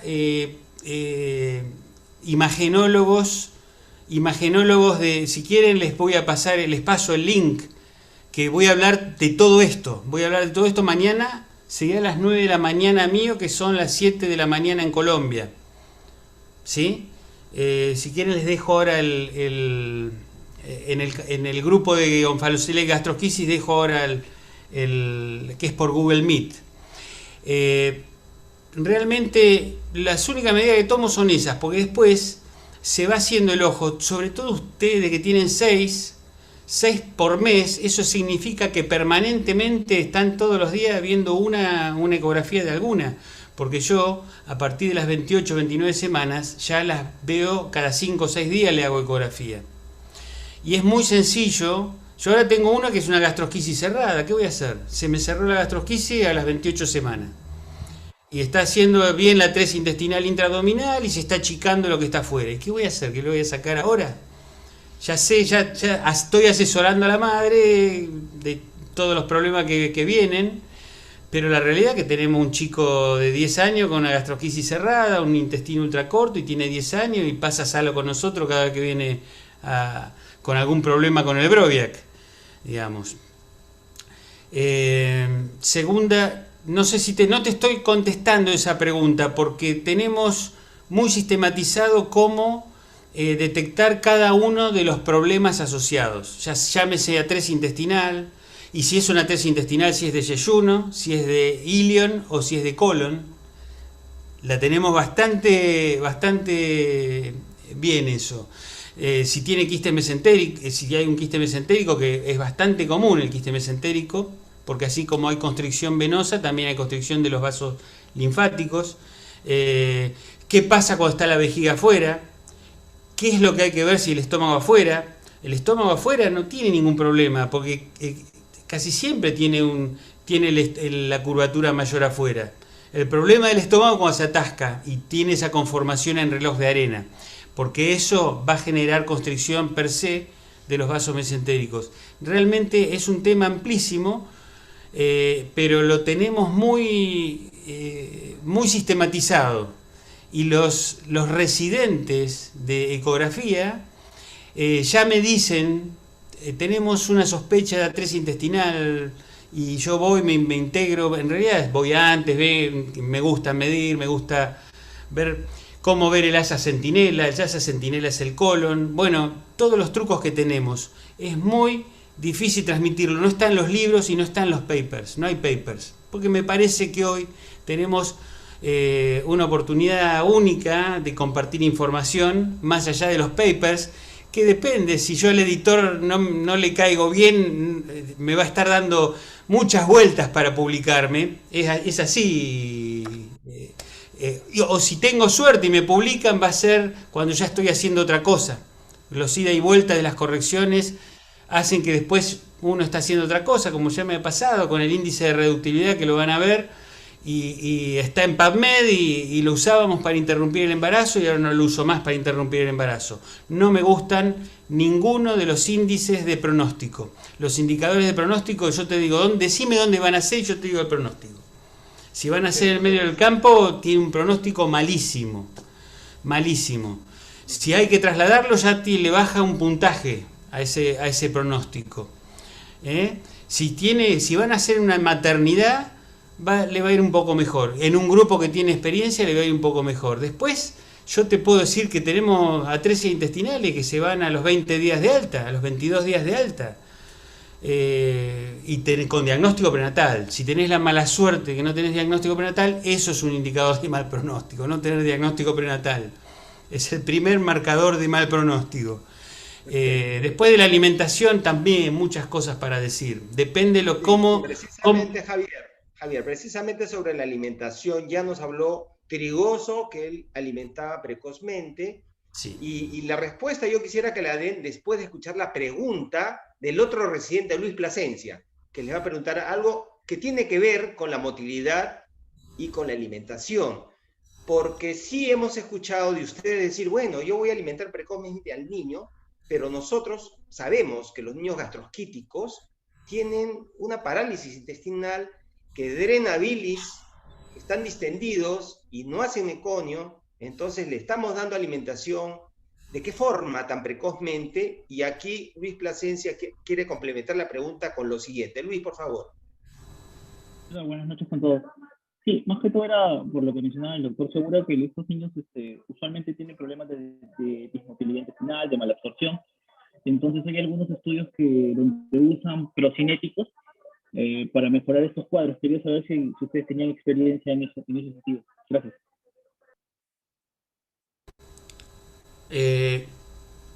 Perdón, no es que no quiero acaparar, lo que pasa es que me salgo de la vaina por completar lo que estaba diciendo. Yo, lo que dijo el doctor Trigoso, del cambiar la sonda de la boca, yo de entrada le pongo en la nariz. ¿Por qué? Porque lo pongo a la teta, si no lo pongo hoy, lo pongo mañana. ¿Nació hoy? O le puse a plano el intestino hoy, mañana lo pongo a la teta. Y lo pongo a la teta y no me fijo si es verde, marrón, negro o blanco lo que sale por... Ni lo mido tampoco. Ya usé la eritromicina. En los libros dice que puede dar hipertrofia de píloro. Lo único que le puse eritromicina me hizo una hipertrofia de píloro. Lo tuve que operar una hipertrofia de píloro. La única anestesia que tuvo fue la hipertrofia de píloro. Bueno, el mejor prokinético es la leche de madre. Si sale muy verde, ponelo a la teta. ¿Con cuánto empezás? Y yo no sé cuánto tiene adentro. Le tengo que decir, sáquese leche madre a ver cuánto tiene para saber cuánto chupa. No tengo ni idea. Sonda abierta, no es nutricional. Esa primera es una lactación no nutricional, es trófica. ¿Sí? Que se inunde, se tapice toda la mucosa con los probióticos de la madre y las inmunoglobulinas A. Y eso, a la corta o a la larga, van a ver que va a beneficiar la precocidad. Obviamente, si estuvieron haciendo un Bianchi y se rajó toda la acero muscular, no esperen que no tenga un ilio. Va a tener un ilio. O si viene con mucho pil, y tiene macilio. ¿Sí? Tiene macilio. Pero yo uso de prokinético la leche de la madre y no de fórmula. De fórmula tratamos de no usarla, hay veces que hay que usarla, porque cuestiones con la madre, pero es muy llamativo que no hemos tenido enterocolitis en gastrosquisis, no hemos tenido ni una sola enterocolitis en nuestras gastrosquisis en los últimos 15 años. Ni una sola. No tengo. Yo también no tengo enterocolitis. Creo le leí el lenguaje corporal a Mariano Oleón y creo que iba a hablar algo al respecto. ¿Me equivoco? Sí, perfecto. No, en una parte, dos temas. Nosotros también la alimentación empezamos lo más precozmente que podamos y como dijo Javier, con alimentación trófica. Esto es mínimos volúmenes que el intestino absorbe, la pared intestinal, aunque no tenga motilidad. Siempre que tratamos de ser lo más precoz posible, si bien no es tan fácil implementarlo. No. Nosotros tenemos una neonatología que tiene muchos médicos y a veces no es tan fácil implementarlo con todos ellos. Y con el tema de enterocolitis, nosotros sí tenemos, desde el año 2008 que empezamos a medir eso, a reportarlo, una incidencia, pasamos del 8% de enterocolitis en gastrosquisis, cada 3 años siempre hacemos una revisión de todos nuestros pacientes con gastrosquisis, y estamos teniendo entre un 11 y un 12% de enterocolitis en gastrosquisis. A pesar que hemos ido cambiando la estrategia de nunca forzar el cierre de una pared, dejándolo a plano, cierre diferido, el uso del silo a veces. Ahora, este año nos toca hacer la revisión del año 2017 hasta ahora, pero la incidencia nuestra de enterocolitis en pacientes con gastrosquisis es alrededor del 10%. A diferencia de lo que dijeron Celia y lo que dijo Javier recién. Nuestra incidencia es alta. 1 de cada 10 pacientes tiene enterocolitis. Mariano, coincide con muchos grupos. Esa incidencia alta coincide con otros grupos que yo estoy en contacto. No es que les pasa a ustedes. Yo creo que tiene que ver con el tema del traslado, y seguramente con la leche de fórmula. Claro, porque no tenemos maternidad. El paciente que lo trasladás, la madre se quedó con el posoperatorio de cesárea. En otro hospital, andás a ver a cuántos kilómetros, cuándo va a tener leche esa madre. Entonces, también tiene que ver con eso. Claro. Sí, pienso que esto es muy importante mismo, Javier. Acá yo tuve un único caso de enterocolitis en gastrosquisis desde 2006, cuando nuestra maternidad empezó. Mesmo quando teníamos pacientes que se permanecía muito tempo em hospital, quando ainda não hacíamos o silo ABS. Então, o tempo de permanência era muito maior. E tenho apenas um caso de enterocolite. Não temos mais. La alimentação acá empezamos precocemente com sucção com sonda aberta e só empezamos a alimentar quando o resíduo é inferior a 20 ml por quilo. Então, empezamos a cerrar a sonda e forzar medir, el exatamente, medir o resíduo e assim empezamos.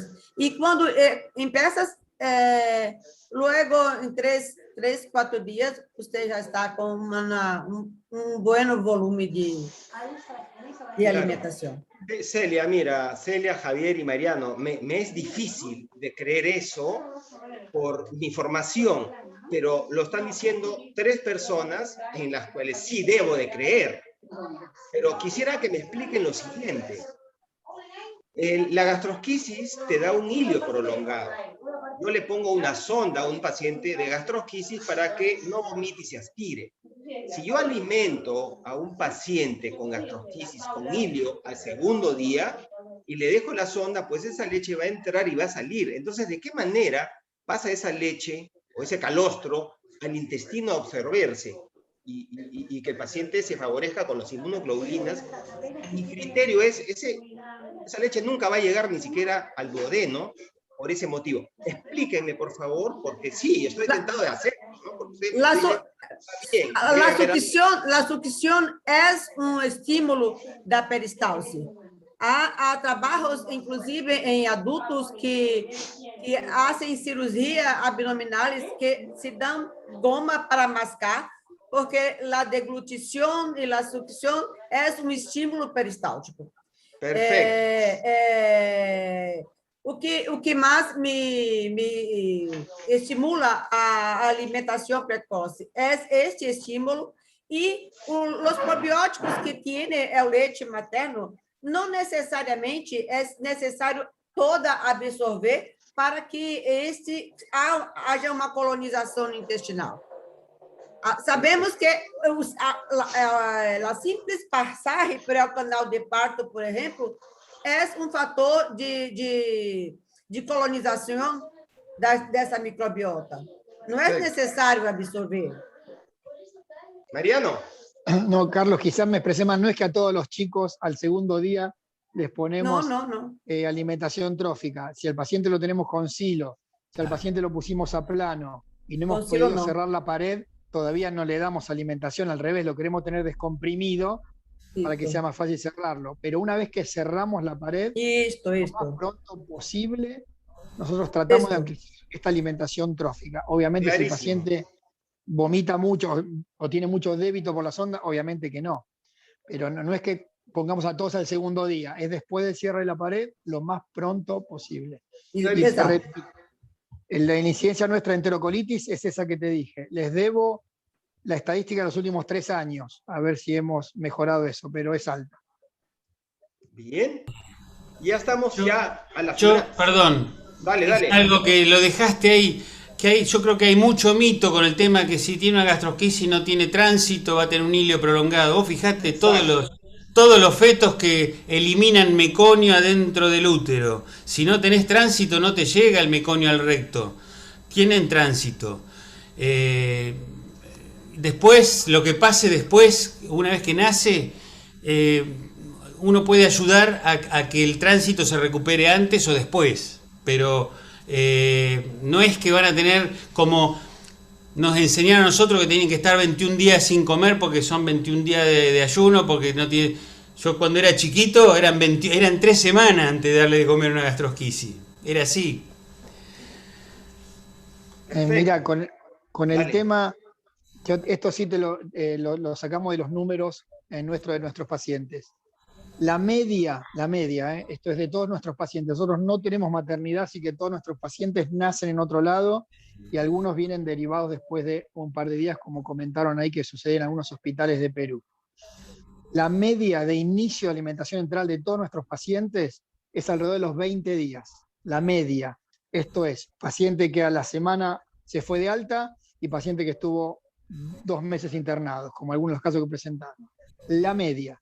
Así que nosotros Si el paciente, por lo que fuere, no puede tolerar, nosotros no nos apuramos, lo esperamos, no nos impacientamos hasta los 30 días, te diría.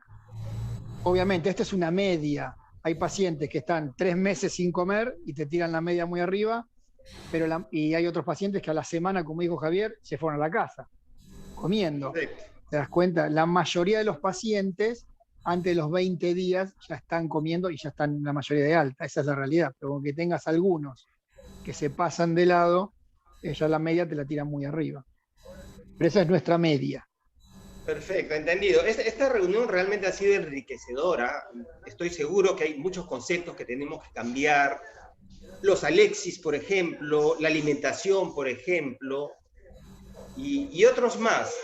Por suerte nos está acompañando acá Miluska Vivanco, que es la actual jefa de cirugía neonatal del Hospital San Bartolomé, y estoy convencido de que ella va a tomar muy en serio todo lo vertido en este seminario. Para cerrar, no sé si hubiera alguna pregunta más de alguien que quisiera participar en lo que sea. Y si no... Buenas noches, sí, buenas noches. Hola. A todos. Buenas noches, doctor Segura. Carlos, ¿me permite? Sí, hay una dama que está hablando primero, Amadeo, le damos a ella la voz y después a ti. Sí, buenas noches. Se habla Miluska Vivanco. Miluska, ¿cómo estás? ¿Cómo está, doctor Segura? ¿Cómo están los expertos, doctor Belitza, doctor Bugliano, doctor Arbito? Una consulta acerca del cierre sin sutura. Si bien nosotros tenemos ya 8 casos, hemos estado cambiando el apósito cada 72 horas, en algunos casos cada 48 horas. Ustedes nos dicen que deberíamos cambiar de 5 a 6 días, ¿no? Entonces, esto ya como para tenerlo en un consenso debe de ser así, 5 a 6 días, no tocar al paciente, salvo que presente que se esté desprendiendo el apósito, eso, ¿no? Y otro de que hemos notado que en unos 2 casos que hemos tenido, en el cual, como dice el doctor Bogliano, se le ha puesto un apósito adhesivo, ¿no? Una cinta adhesiva en forma de X, el cierre es mejor. Hemos notado que cerró más rápido y que no hubo tanta maceración como ponerle el duoder directamente.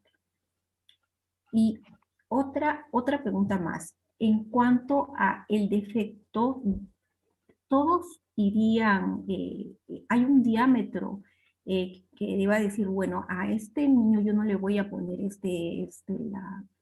el apósito, no voy a hacer el cierre sin sutura porque tiene un diámetro mayor de 3 centímetros, ¿no? O mayor de 4 centímetros, o a todos yo le podría poner el apósito. Muy bien, muy buena pregunta, Miluska. No sé quién pudiera contestar esto. Sí, yo no creo que sea para todos el cierre sin sutura.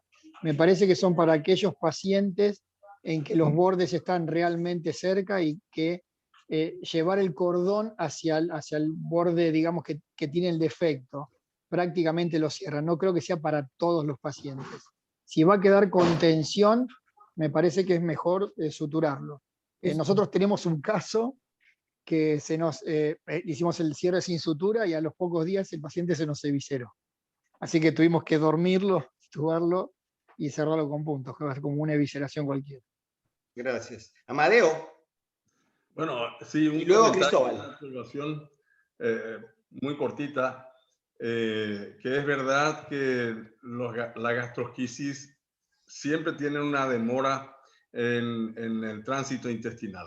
Que es verdad también lo que decía Javier, de que existen muchos con meconio en el líquido amniótico, o sea que sí tienen tránsito, pero se ha notado, y yo he hecho eso porque estaba pendiente de esa idea, de hacer un enema con contraste hidrosoluble al segundo día de empezar a alimentarlo si no tuviera deposiciones. Y eso fue lo que hice. En este caso que les comenté, al 8º día cerramos totalmente, al día 9º, al inicio del día 9º, empezamos a alimentarla y pasó todo el día 9º y al día 10 no había tenido deposiciones. Entonces le hice un enema con contraste hidrosoluble, gastrografin, y saqué un tapón meconial gigantesco. Tengo las fotos. Enorme. Y desde ahí empezó a tener deposiciones absolutamente regulares y se disparó la alimentación sin problema. Quiero que tengan en cuenta nada más. Gracias. Creo que Cristóbal puede dar las palabras de cierre, porque ya ese es un tema interminable realmente. Las palabras de cierre de Cristóbal y un gran aplauso después de eso, un autoaplauso para nosotros. Dale, Cristóbal. Pero cerrando el ciclo y cerrando el evento y cerrando la gastroquisis, yo utilizo el cierre sin sutura, pero cuando hay defectos de más de 3 centímetros, hago una jareta que es fascio-miofacial.